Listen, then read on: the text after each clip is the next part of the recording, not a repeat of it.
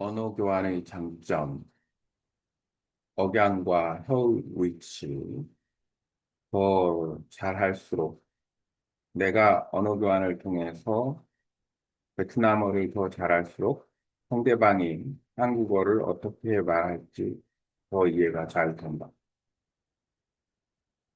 언어 교환의 장점에 대해서 이야기를 하려고 합니다. 우선 언어 교환의 장점은 우선 의사소통을 중심으로 언어 교환을 하는 게 바람직하다. 말하기와 듣기에 집중을 하자.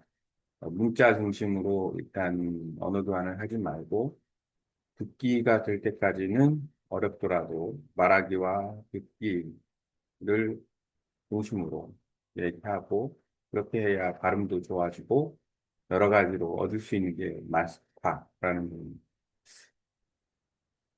내가 베트남어를, 그러니까 지금 언어 교환을 하는 경우에 나는 한국어를 가르칠 수 있다라는 장점이 있어요. 그리고 내가 딱히 한국어의 ABC를 어느 정도는 안다라고 보면 굳이 내가 한국어를 가르치기 위해서 뭐 한국어를 막 준비하고 이럴 필요까지는 없다. 내가 아는 범위 내에서 한국어를 좀 자신감 있게 가르치면 된다. 결국에는 상대방이 나에게 배우려고 하는 거는 뭐 어학적인 학문이 아닌 그냥 한국어를 사용하는 아, 한국어 사용자로서 충분히 소통할 수 있고 서로 정보를 교환할 수 있고 그런 정도의 기준으로 해서 한국어를 배우려고 하는 거고 나 역시 마찬가지로 베트남어를 배울 때 언어 교환을 통해서 베트남어를 배운다면 상대방에게서 상대방이 뭐 예를 들어서 내가 그 어학을 전공하는 것도 아니고 뭐 베트남어로 의사소통만 하면 나는 좋고 그리고 조금 더 나아가서는 좀 더 약간 그런 지식이나 정보에 대해서 조금 다룰 수 있는 수준이 있는 정도까지 하고 싶다라는 부분이 있지. 어학적인 부분의 완벽성이라든지 이런 거에 대해서 생각을 하지는 않는다. 그래서 결국에는 뭐냐면 두 가지 다 핵심은 자신감이라고 생각해요. 자신감. 그러니까 무슨 얘기냐면, 아, 그냥 일상적으로 마음 편하게 자신감을 가지고서, 어, 네, 그 한국어를 가르치는 거예요. 상대방도 베트남어를 자신감을 가지고 가르쳐 줬을 때 내가 좀 빨리 받아들일 수 있는 여지가 있다라는 거. 그리고 이제 점점 우리가 이제 더 오랫동안 언어 교환을 하면 할수록 더 잘하게 되는 거죠, 결국에는. 내가 1년 하고, 2023년 12월부터 했으니까, 지금 2025년 이제 7월이 다 가니까, 이게 1년 하고, 9개월, 아니, 1년 하고 이제 8개월 차에 접어드는 거예요. 그러면 꽤 긴 시간 동안 베트남어로 언어 교환을 했는데, 그동안에 뭐, 우여곡절도 많고, 뭐, 그 노하우라든지 이런 부분이 좀 부족한 부분이 있고, 이런데, 핵심은 이거예요. 그, 더 많이 내가 알면 알수록 어느 정도 더 잘, 그, 상대방이 어떻게 한국어를 배우는지에 대한 이해도가 생긴다. 그건 상대방도 마찬가지라고 생각이 들어요. 조금 깊이 있게만 공부하면 이건 상대적인 부분인데, 베트남 사람이 한국어를 배울 때 베트남 사람은 한국어를 어떻게 말을 할 것인가, 이렇게 되는 거고, 한국 사람이 베트남어를 배울 때 한국 사람은 베트남어를 어떻게 말할 것인가, 요 두 가지 측면에서 봤을 때, 우선, 내가 예를 들어서 베트남어에 대해서 조금 어느 정도 이제 인지를 하고 나서 생각하는 건데, 베트남어를 말하는 사람들은 일단은 톤이 높다라는 거예요. 그러니까 말하는 스피치 톤이 제법 높아요.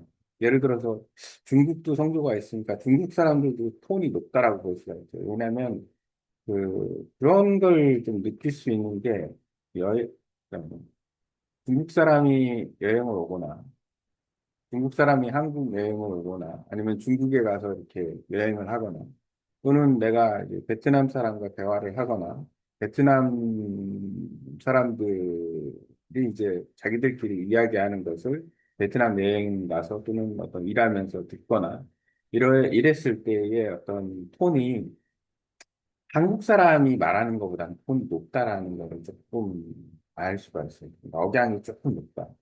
그 이유가 있지 않나라는 생각이 듭니다. 왜 그 이유가 있냐면 우리가 베트남어의 평성이라는 게 있는데 평성이라는 거는 예를 들어서 뭐 예를 들어서 성조 기준으로 해서 올리고 내리고 뭐 예를 들어서 좀 짧게 하고 뭐 이렇게 강하게 하고 뭐 이런 것을 기준으로 해서 육성이 있다라고 얘기해요. 6가지의 어떤 성조가 있다고 얘기하는데 평성 자체가 좀 톤이 높다라는 거예요. 그러니까 높아야 내릴 수도 있는 거고 그 다음에 이제 올리는 것 자체도 사실은 그 평성에 준해서 가는 거고. 그러니까 결국에는, 음, 일반적으로 거의 모든 단어를 표현을 했을 때 높은 톤으로 발음이 된다. 뭐 예를 들어서 내릴 때는 높아서 내리고, 그냥 올릴 때는 밑에서부터 올라가고, 평성은 조금 높은 상태에서 말해주고, 이런 식의 어떤 그리고 이제 거기에 플러스 이제 세 개의 성조가 더 들어가는 거니까. 이렇게 표현이 되는 베트남어 말하기 위해서 한국어에 비해서는 강하게 얘기한다. 그러면은 베트남 사람에게 예를 들어서 베트남 사람이 한국어를 배울 때는 이제 어떻게 보면은 설명을 좀 할 수가 있는 거죠. 한국어는 굳이 강하게 할 필요 없다. 그러면 한국어는 어떤 측면이 있냐? 한국어는 그렇게까지 강하게 말할 필요까지는 없지만 중요한 것은 뭐냐면 강조하는 단어에 뭔가 높이가 형성이 된다. 예를 들어서 어, 너 어디가? 그러면은 예를 들어서 어디가? 어디? 이런 어디? 핵심적인 단어에 올라가는 거죠. 결국에는 나 지금 시장에 가. 나 지금 시장에 가. 시장. 이렇게 얘기할 때 전체적으로 봤을 땐 시장이라는 말이 조금 올라간다는 거예요. 왜냐하면 어디 가냐고 물어봤으니까 시장 간다고 대답을 해야 되는데 그 핵심적인 단어는 두 단어밖에 없는 거예요. 어디? 시장. 이렇게.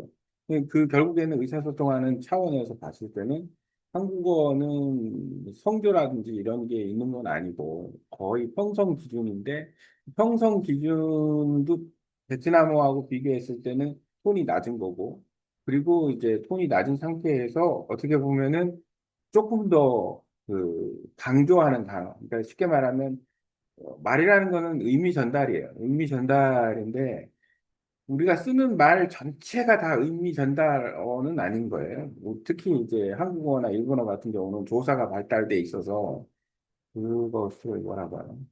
조사 부분을 갖다가 뭐 그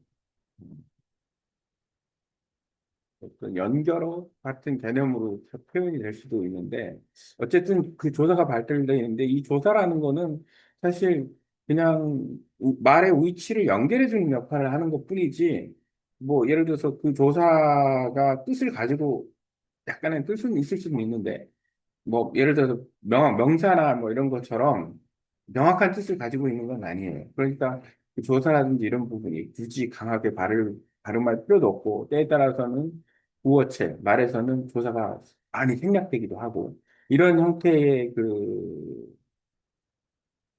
표현을 하는 거예요. 너 어디 가? 그러면은 너 어디에 가? 이렇게 표현을 해야 되는 거. 너는 어디에 가? 이렇게 표현을 돼야 하는데 굳이 조사를 넣을 필요가 없는 거죠. 의사소통으로. 너 어디 가? 이렇게 짧게 얘기할 수 있는 거고, 시장 가, 시장에 가. 이렇게 되는 거예요.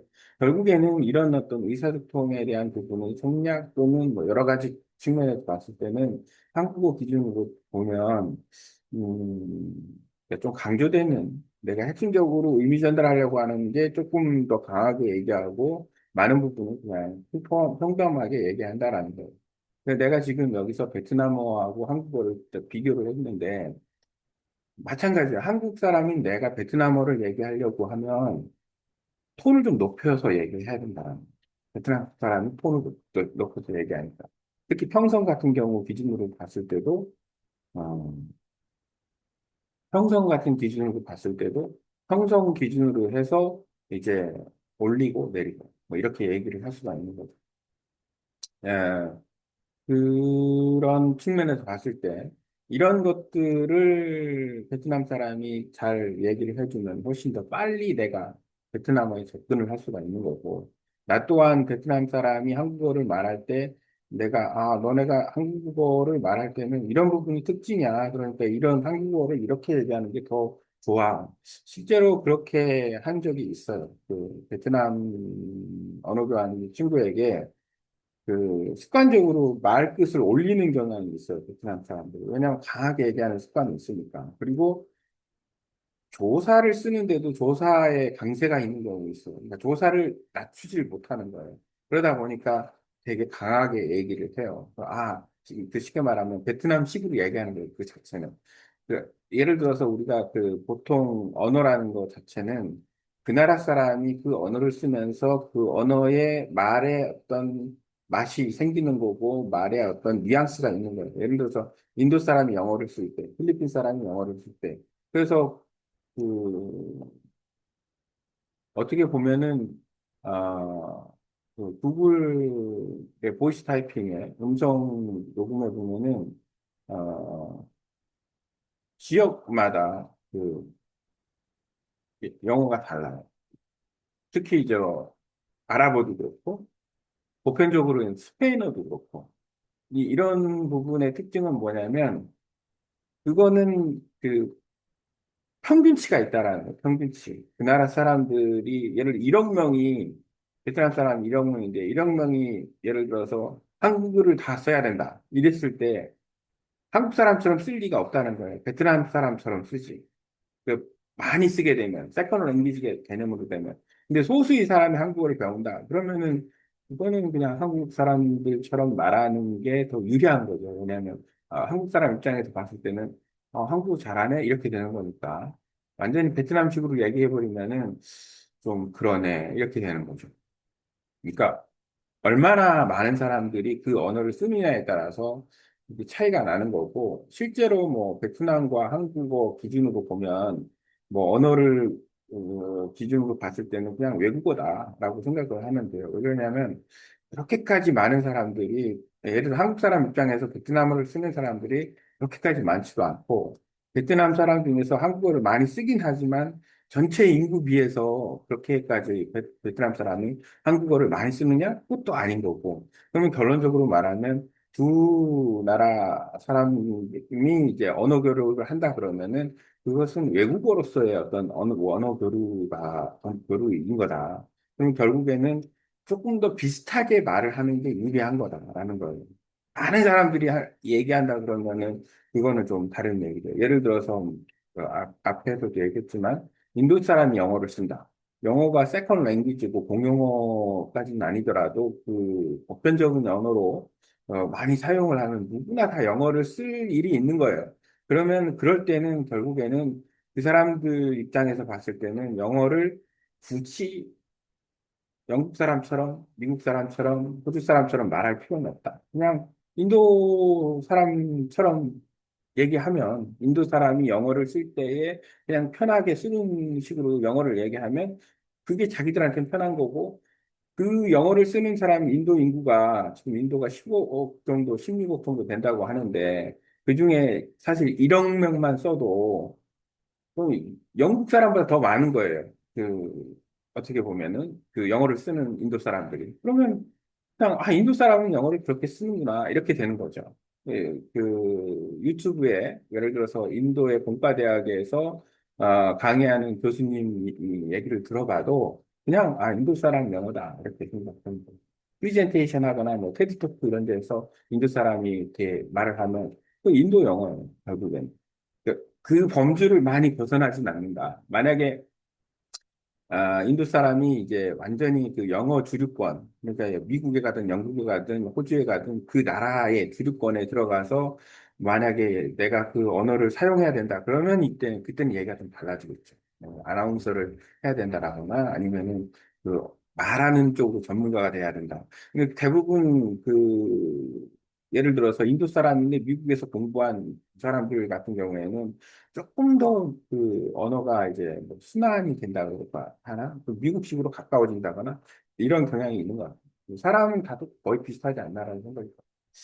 어쨌든 오늘 내가 얘기하고 싶은 거는 뭐냐면은, 언어 교환의 장점은 언어 교환을 많이 하면 상대방이 어떻게 한국어를 얘기할지를 알게 되고, 그 다음에 내가 한국어를 가르치는 데 있어서 자신감을 가질 필요도 있고, 그리고 굳이 내가 한국어를 가르치는 데 있어서, 막 어학적으로, 전문적으로 가르치려고 하기보다는 그냥 내가 아는 범위 내에서 그냥 단어에서부터 시작해가지고 이야기, 대화, 이런 모든 자연스러운 거를 갖다가 가르치는 입장에서 그냥 전달을 하면 되니까 좀 쉽게 접근할 수 있다는 언어 교환 측면에서 봤을 때는. 그리고 그 상대방도 그렇게 가면은 훨씬 더 유리한 거고, 아는 만큼 보인다라고 생각을 해요. 그러니까 이제 결국 내가 이렇게 말에 집중을 하고 하다 보니까, 이제 내가 좀 베트남어가 좀 들리기 시작하면서, 베트남 사람들이 이렇게 얘기하는구나. 그래서 베트남 사람들이 이렇게 얘기하니까 베트남 사람이 한국어를 얘기할 때는 이러이러한 문제점이 있고 이러이러한 성향이 나타나는구나. 그러면 이러이러한 문제점과 성향은 어떻게 하면은 조금 바꿀 수 있다. 이런 얘기를 갖다 해줄 수 있는 거예요. 반대로 베트남 사람도 나에게 한국 사람은 이러이러한 특성이 있으니까 한국말에는 베트남어를 얘기할 때는 이렇게 얘기해라. 이렇게 얘기해 주면은 훨씬 좋은 거죠. 근데 그렇게 얘기하려면 적어도 베트남 사람이 한국어를 체화가 돼야 되는, 어느 정도 듣고 말하고가 돼야 되는, 그러면은 한국 사람이 말하는 특징을 이해할 수 있고, 그 비교해가면서 대답해 줄 수가 있는 거예요. 그래서, 그 부분 그런 것 같아요. 그러니까 한국어를 잘하는 사람과 만났을 경우에 그런 대답을 들을 수 있지 않을까. 그리고 그런 거에 대해서 한번 이야기를 나눠보면 좋지 않을까라는 생각이 오늘은 어느 교환을 오래 하면 장점이 있다. 다양한 장점이 있다.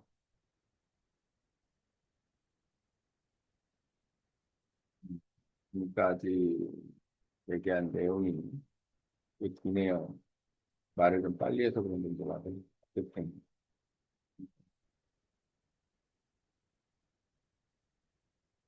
포인트를 11로 했던 그 페이지 조금 넘는 그러면 이 컨텐츠를 AI에다가 집어넣고 음, 언어 교환을 할 때 오랫동안 언어 교환을 하면 아, 도움이 되는 내용에 대해서 아래 내용을 참고해서 얘기해 주세요.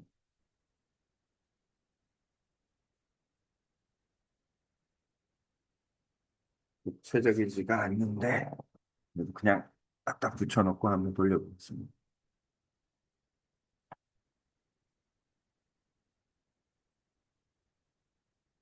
오랫동안 언어 보완을 하면 얻게 되는 장점과 통찰, 이런 식으로 제목을 달아주면